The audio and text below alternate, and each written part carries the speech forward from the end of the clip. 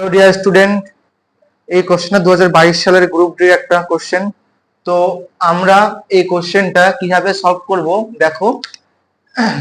এখানের যে এ আছে, এর থেকে যখন আমি ই তে যাব, মানে এ কত, A1, ই হলো 5, কত আমরা 4 যোগ করছি।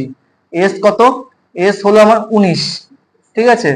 আর ডাব্লিউ হলো আমার 23, 4 যোগ করছি। ডি হলো 4, এইচ হলো 8, কত আমরা 4 যোগ করছি। তার মানে কি আমরা সবসময় 4 যোগ করে পাবো। দেখবো এটা।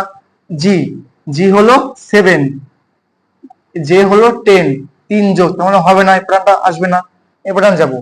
জে হলো 10, এন হলো 14, কত 4 যোগ করতে এটা হচ্ছে। কে, কে হলো কত আমার 11, ও হলো 15, 4 যোগ করে এটা হচ্ছে।